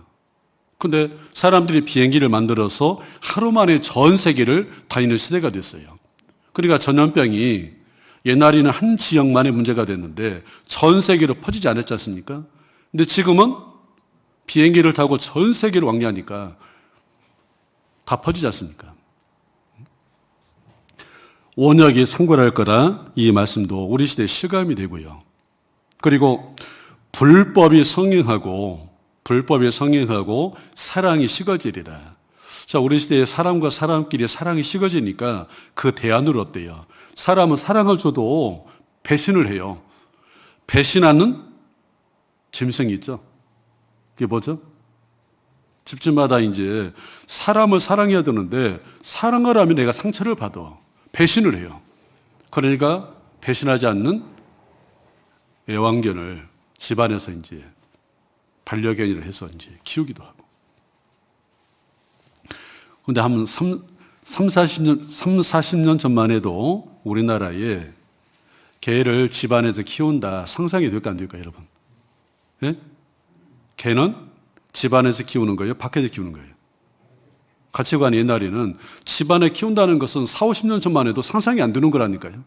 근데 지금은 대부분이 집안에 키우는 개로 생각하잖아요. 가치관이 바뀐 거죠. 그리고 사랑도 사람을 사랑해야 되는데 정말 가족을 사랑하고 자녀를 사랑하고 남편을 사랑하고 아내를 사랑하고 이웃을 사랑하고 옛날 가치관이 그랬잖아요.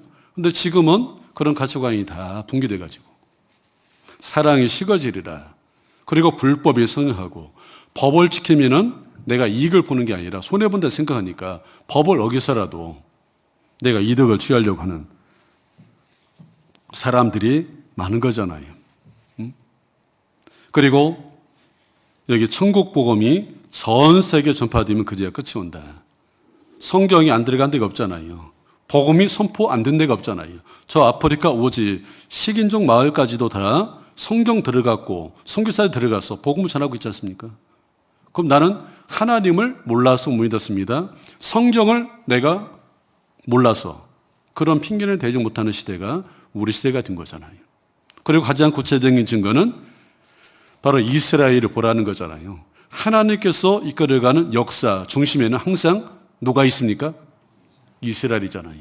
세상 중앙에 가는 백성 이스라엘. 바로 하나님께서 이끌어가는 역사 중심에는 항상 이스라엘이잖아요. 이스라엘 나라가 하나님 말씀을 불순종함으로 나라가 망해버리고 전 세계 흩어졌다가 회복되는 시점이 바로 예수님께서 오시는 시점하고 맞물려 있다는 것을 우리가 알잖아요.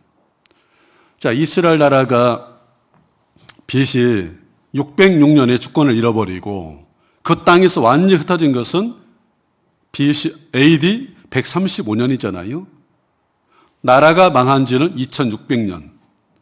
자기 땅이 흩어졌다가 흩어진 것은 1900년 전이잖아요. 근데 그랬던 이스라엘 나라가 우리 시대에 나라를 세우고 흩어졌던 백성들이 자기 땅에 돌아오는 일들을 실제 우리가 보고 있지 않습니까?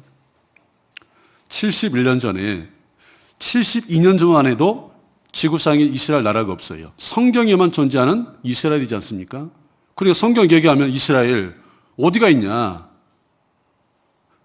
근데 우리 시대는 이스라엘 나라가 회복이 되고 성경에 기록되어 있는 그 땅, 세상 중앙에 거하는 그 땅에 들어가서 나라를 세우고 지금 71년이 지났습니다. 무화과 나무 비유를 배우라고 그랬잖아요. 그 가지가 연하해지고 잎사귀를 내고 무성해지면은 바로 예수님께 오신다는 것을 말씀하잖아요. 이스라엘 나라를 상징하는 무화과. 말라 죽었던 무화과에서 싹이 나고 이파리를 내고 무성해졌습니다. 그걸 보면은 바로 예수님께서 오시는 시점하고 맞물려 있는 거니까 우리는 알 수 있잖아요. 주의 임하심과 세상 끝에는 무슨 징조가 있겠습니까? 제자들이 물어봤던 그 말씀대로 우리 시대는 성취된 것을 우리가 직접 보고 있습니다. 우리는. 불과 100여 년 전만 해도 이스라엘 나라가 없으니까 이스라엘 나라가 어디 있습니까? 물어보겠지만은 우리 시대는 이스라엘 나라가 지금 눈에 보이지 않습니까? 그리고 강성한 나라가 돼 있잖아요. 그리고 마지막 때는 세계가 단일 정부가 돼서 통제된 사회로 들어간다는 거 제가 80년부터 이 내용을 들었거든요.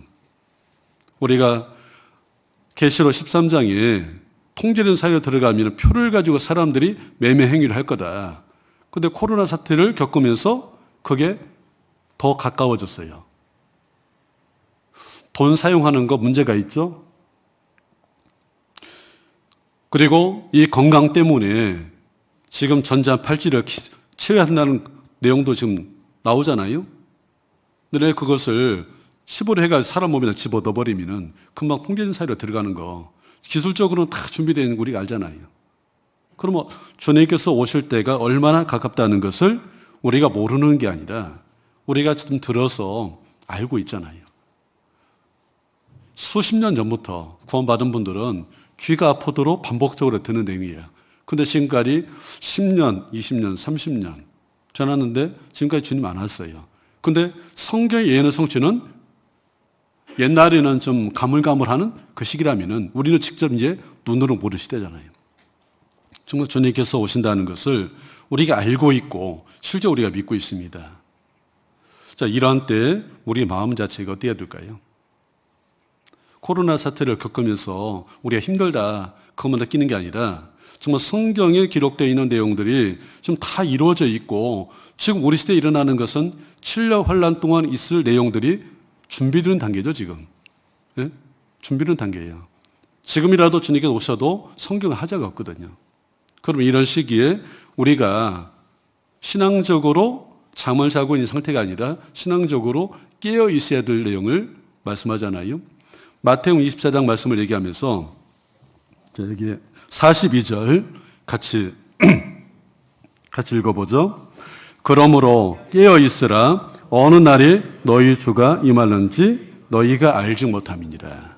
우리는 알지 못하는 게 아니라 알고 있는 거죠. 압니까 모릅니까 여러분? 알고 있죠. 그럼 우리가 신앙 안에서 깨어 있는 게 자고 있는 게 아니라 깨어 있어야 될 것을 얘기하는 거죠. 그리고 마태복음 25장에 보면은 열 처녀 비유를 얘기하면서 신랑 되신 예수님께 오실 때 맞이할 준비를 하다가 더디 오니까 이 10명의 처녀가 다 어떻게 하겠다고 했어요? 그 25장 5절 같이 읽어보죠. 신랑이 더디 오므로 다 절매달세. 자, 미련한 다섯 처녀와 지혜로운 다섯 처녀가 있죠. 자, 지혜로운 다섯 처녀는 구원을 받은 사람 모습이고 미련한 다섯 처녀는 구원을 받지 못한 사람 모습이죠. 근데 이 10명의 사람이 다 신랑을 맞이할 생각을 준비하고 있다가 신랑이 더디 오니까 기다리다 안 오니까 다 졸며 잤다고 돼 있어요. 지혜로운 다섯 처녀는 눈 벌거니 뜨고 기다리고 있었을까요? 네? 다 잤다고 그랬죠? 지혜로운 다섯 처녀도 잤어요. 근데 갑자기 밤중에 생각지 않을 때 신랑을 맞으러 나오라! 하니까 어때요? 딱 떠가지고 나가는데 지혜로운 다섯 처녀는 준비를 하고 있었잖아요.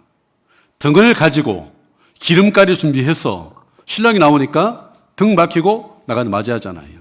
근데 미련한 다섯 처녀는 등을 가졌는데 기름이 없어요. 기름이 뭐예요? 구원을 받아야 성령이 각 사람 안에 임하는 거잖아요. 구원받지 않는 사람은 기름이 없어요. 성령이 없는 거예요. 신랑이 왔는데 나가려고 하니까 없어. 근데 준비한 지혜로운 다섯 처녀는 신랑을 맞아서 들어가지 않습니까? 혼인잔치에. 그리고 미련한 다섯 처녀는 이걸 구하러 간 사이에 문이 닫혀버리고 나중에 와서 두들기면서 문 열어달라고 아무리 치지만은 들어가지 못하잖아요. 자, 우리는 구원을 받은 사람이고 다시 오시는 예수님을 좀 믿고 있잖아요. 근데 우리가 구원을 받았어도 신앙의 잠은 잘 수 있잖아요. 그래서 에베소 말씀 보면은 에베소 좀 찾아보시죠.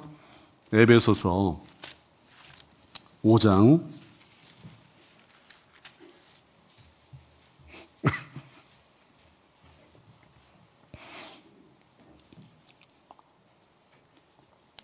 5장 14절을 같이 읽어보죠. 그러므로 이러시기를 잠자는 자여 깨어서 죽은 자들 가운데서 일어나라. 그리스도께서 내게 비추시리라 하셨느니라. 잠자는 자여 깨어서 죽은 자들 가운데서 일어나라. 죽은 자하고 산 자는 다르죠. 그리고 산 자 중에도 잠자는 자가 있고 깨어있는 사람이 있어요. 죽은 자는 구원받지 못한 사람 얘기하는 거고, 구원을 받은 사람 중에 두 종류가 있다는 얘기죠. 잠을 자는 사람과 깨어있는 사람. 우리는 어떤 부류의 사람이 되어야 될까요? 신앙이 잠을 자는 사람이 아니라 신앙의 잠을 깨어서 주님 맞이할 소망을 가지고 있는 사람들을 편에 있어야 되는 거 아니겠습니까? 마태복음 2장에 보면은 바로 메시아, 예수님께서 오셔야 될 것을 알고 예언이 되어 있고, 예수님께서 베들레헴, 유대 베들레헴에 탄생했을 때 예수님을 맞이하는 사람들이 있었죠. 어떤 사람 예수님을 맞이했을까요? 그때 당대의 최고 명문 집안, 대제사장 집안, 서기관 바리새인 집안, 그 사람들이 맞이한 게 아니죠. 유대인의 왕으로 탄생하는 신이 예루살렘이 소동할 정도로 다 알았습니다. 근데 예수님을 영접하려고 간 사람은 예루살렘에서 한 사람도 없죠. 예루살렘 성 안에 살고 있었던 그때 당대에 내노라는 명문 집안들 사람들 한 사람도 가지 않습니다. 예수님을 영접했던 또 경배했던 사람은 저 동방에서 온 동방 박사들 몇 사람과, 그리고 베들레헴 들 밖에서 양을 치면서 깨어있던 목동들 몇 사람이 가서 예수님 영접하죠. 깨어있는 사람들 모형이죠. 별을 보다가. 그럼 우리도 정말 예수님께서 오셔야 될 것을 분명히 아는 사람이죠. 동방 박사들이 별을 연구하다가 별을 보다가 특별한 별, 유대인의 왕으로 탄생하시는 그 모습, 그 별이 있잖아요. 그 별을 인도받고 예루살렘에 와서 예수님을 영접했지 않습니까? 자, 그것처럼 우리도 이 성경의 샛별이 떠오르기까지 베드로 사도 그렇게 표현하고 있죠. 자, 베드로 후서 한번 찾아보시죠.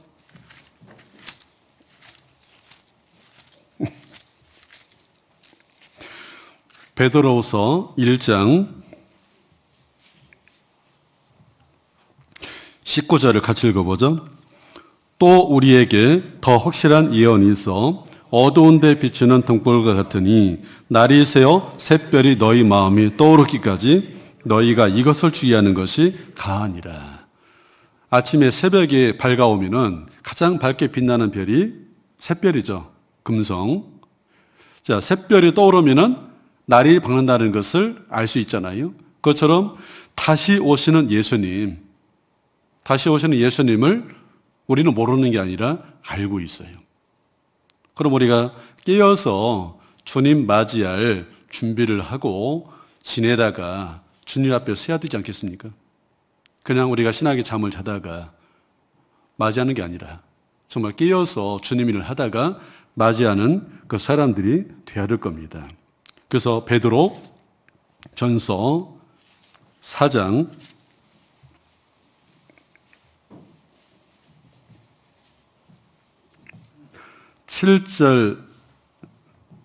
7절부터 10절까지 같이 한번 읽어보시죠. 만물의 마지막이 가까웠으니 그러므로 너희는 정신을 차리고 근신하여 기도하라. 무엇보다도 열심으로 서로 사랑하시니 사랑은 허다한 죄를 덮느니라. 서로 대접하기를 원망 없이 하고 각각 은사를 받은 대로 각양 은사를 받은 선한 청지기 같이 서로 봉사하라. 만물의 마지막에 가까웠으니 그러므로 너희는 정신을 차리고 근신하여, 정신을 차리고 깨어있으라는 얘기죠. 그리고 근신하여, 우리가 말과 행동이 삼가야 되고 말 조심, 행동을 조심하고, 그리고 하나님 앞에 기도하라. 하나님 앞에 기도 가운데 깨어있어야 되죠. 그리고 무엇보다 열심으로 서로 사랑하시니, 우리가 마지막 때를 살아가는 그리스도인들, 구원받은 사람들끼리 우리가 미워하면 안 되잖아요. 시기하면 안 되잖아요. 다투면 안 되잖아요. 예? 정말 구원받은 형제 자매들이 정말 교회 안에서 서로 사랑하는 마음을 가지고 우리가 지내야 될 거고요. 그리고 이 성경 전체의 하나님의 말씀 강령은 사랑이지 않습니까? 사랑. 하나님 사랑, 이웃 사랑이잖아요. 그 두 가지가 이 성경 전체의 핵심이지 않습니까? 그래서 예수님도 내가 너희를 사랑한 것처럼 너희도 서로 사랑하라. 우리가 교회 안에서 형제자매를 정말 미워하지 말고 힘들게 하지 말고 우리가 사랑하면서 우리가 지내야 될 것 같고요. 그리고 우리가 서로 대접하기를 원망 없이 하라고 그랬죠. 우리가 대접하는 일들이, 형제자매들을 정말 대접하는 일들이 좋은 거예요, 안 좋은 거예요? 예?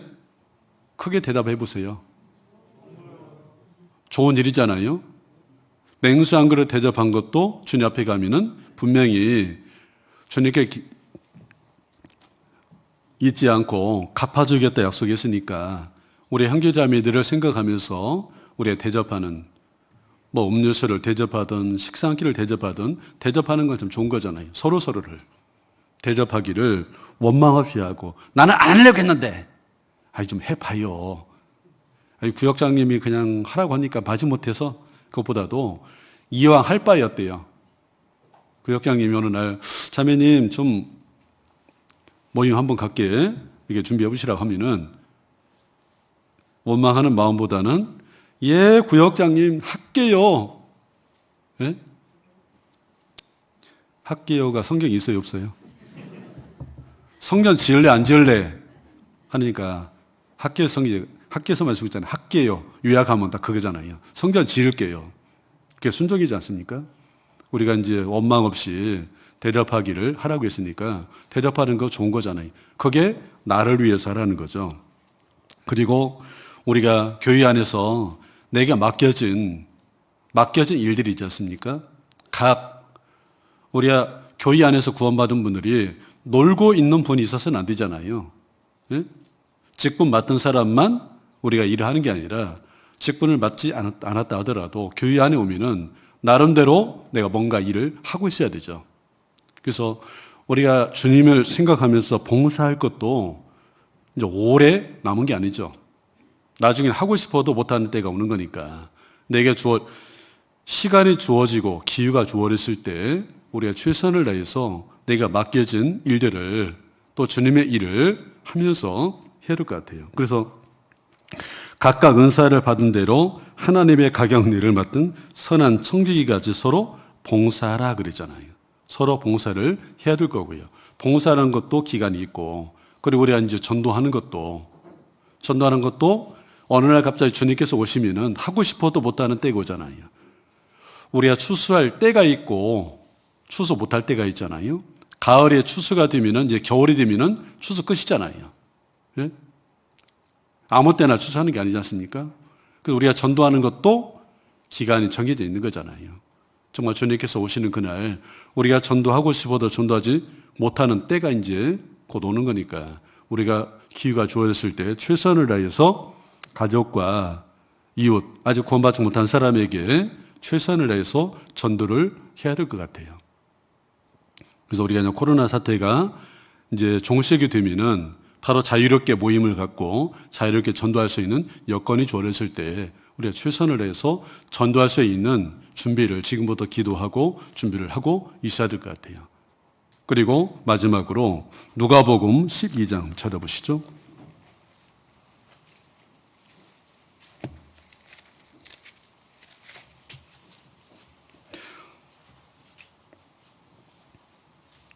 누가복음 12장 47절 48절을 같이 읽어보겠습니다.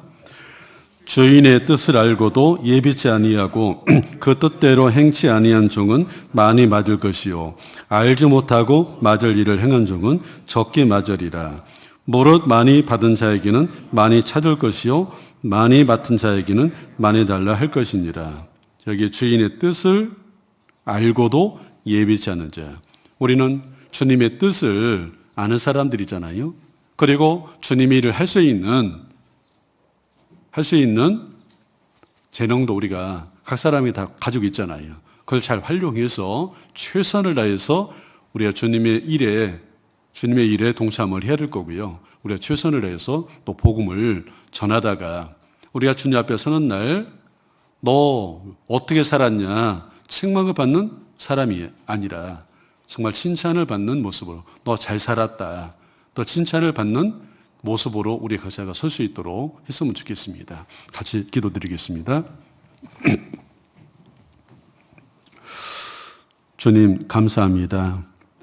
오늘도 주님 피로 구원받은 형제자매들 한자리에 불러 모아주시고 또 말씀을 또 배울 수 있도록 또 말씀을 통해서 주님의 뜻을 더 알아갈 수 있도록 해주시며 감사합니다.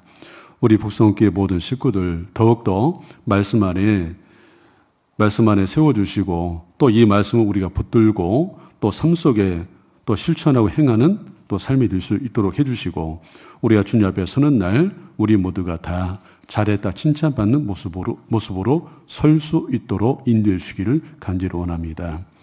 지금 코로나 사태로 인해서 많은 어려움 가운데 지금도 지내고 있습니다.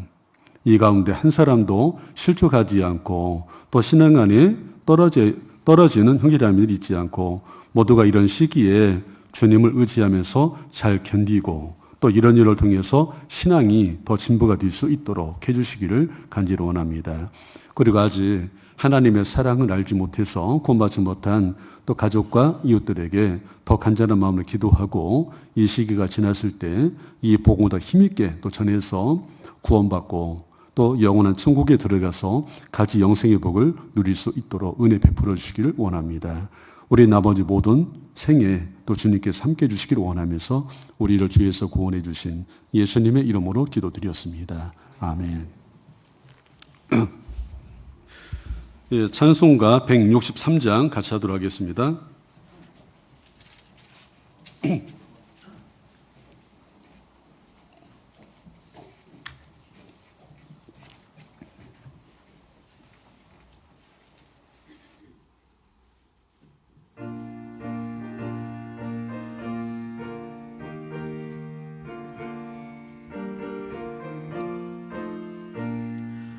언제 주님 다시 오실는지 아는 이가 없으니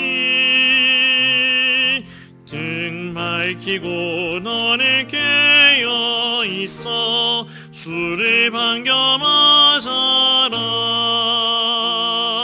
주 안에서 우리 몸과 마음이 깨끗하게 되어서 주 예수님 다시 오실 때에 모두 기쁨으로 맞아라. 주 오늘에 다시 오신다면 부끄러움 없을까. 잘하였다 주님 칭찬하며 운이 맞아 주실까. 주 안에서 우리 몸과 마음이 깨끗하게 되어서 주 예수님 다시 오실 때에 모두 기쁨으로 맞아라. 주 예수님 맡겨주신 일에 모두 충성 다했나. 내 마음속에 확신 넘칠 때에 영원한 식 없겠네. 주 안에서 우리 몸과 마음이 깨끗하게 되어서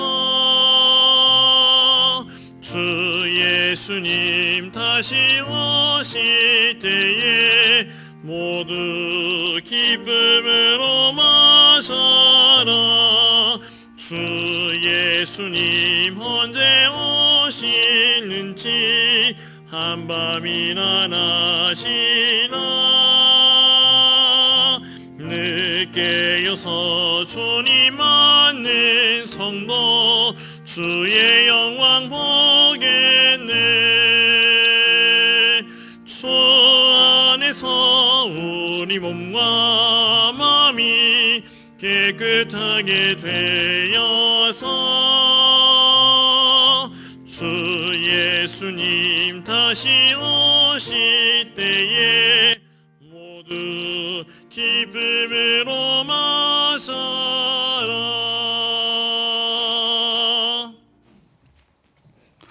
예, 봉사장 나오셔서 광고해 주시겠습니다.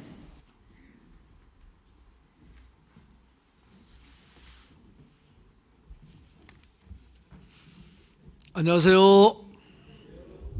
반갑습니다. 2달 만에 뵙겠습니다. 다시 한번 인사할까요? 사랑합니다. 네, 오늘 광고 전에 우리 국방의 의무를 훌륭하게 마치고 돌아온 우리 이용훈 형제님의 제대 인사가 잠깐 있겠습니다. 어디 계시죠? 예, 나와 주십시오. 예, 박수로 맞아 주십시오.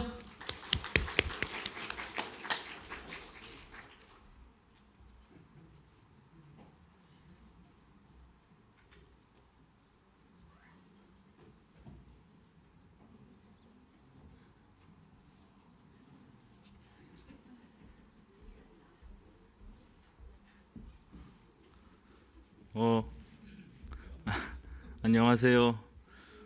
이용훈 형제입니다. 제가 18년도 6월에 입대해서 지금까지 약 2년 동안 군복무를 하고 이제 마치고 사회로 나왔는데 이 자리가 너무 어색하고 여기까지 오는데 사실 망설여지기도 하고 고민도 많이 됐었는데 안에서 이제 많이 반겨주시고 아직 적응하려면 시간이 좀 필요할 것 같은데 많이 반겨주셨으면 감사하겠습니다. 네, 이상입니다.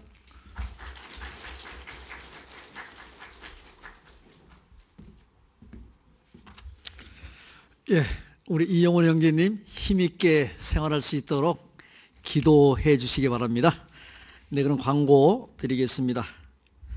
네, 5월 중에 계획된 2교구 전도집회는 사정상 취소가 되었습니다. 이제 6월 15일부터 6월 20일까지 있는 대전도집회에 초점을 맞춰서 총력을 기울여서 전도하시기 바랍니다. 이번 6월 15일부터 있는 대전도집회는 홍정현 목사님께서 말씀을 전해 주시겠습니다. 약 2달 정도 남아 있습니다. 기도 부탁, 명단 제출해 주시고 저희들 또 그동안 전도하고자 하는 우리 분들 모두 인도하면 좋겠습니다.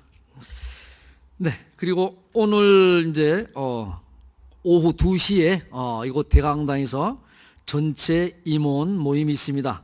우리 임원 되시는 분들 외부에서 식사하시고 2시까지 이곳 대강당으로 모여 주시기 바랍니다. 네, 그리고 또 광고 후에 구역별 모임은 없겠습니다.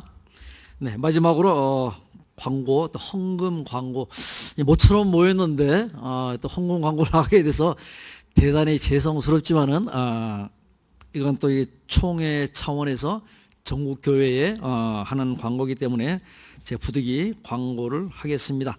네, 코로나 사태로 인해서 저희 국내 또 우리 형제자매님들도 많이 어렵지만은 해외에 계신 우리 형제자매님들은 이제 극한 가난 속에서 생활고까지 위험을 받고 있다고 우리 선교사님들께서 안타까운 마음으로 도움을 요청하고 있습니다. 그래서 제가 구구절절히 얘기하는 것보다 저희 공문 내용을 간단하게 읽어 드리는 것으로 하겠습니다. 네, 하나님 아버지의 사랑과 우리 주 예수 그리스도의 은혜와 평강이 각 교회와 가정에 충만하시기를 기원합니다. 이번 코로나 사태가 전 세계에 번짐에 따라 해외에 있는 우리 교회 성도님들 중에 극한 가난으로 생활이 어려운 형제 자매님들이 삶의 위협을 받고 있습니다. 특히 하루 벌어 하루 먹고 사는 분들에게는 대책이 없어 해외 선교사님들이 안타까운 마음으로 눈물로서 도움을 요청하고 있습니다. 사도 시대에 궁핍한 예루살렘 성도들을 돕기 위해서 아시아와 유럽에 있는 교회들이 구제 헌금을 모아 왔듯이 이번에 우리 한국 교회도 어렵지만 우리보다 더 어려운 해외 교회 성도들 돕는 특별 구제 헌금을 하도록 결정을 했습니다. 네, 고린도후서 8장 14절 이제 너희의 유효하는 것으로 저희 부족한 것을 보충함은 후에 저희 유효하는 것으로 너희 부족한 것을 보충하여 평균하게 하려 함이라. 이렇게 공문이 왔고요. 이번 특별 헌금은 오늘부터 5월 15일까지 약 3주간에 걸쳐서 헌금 모금을 하게 되겠습니다. 기도 가운데 함께 동참해 주시면 감사하겠습니다. 네, 오늘 광고 여기까지입니다. 한 주간 잘 지내십시오.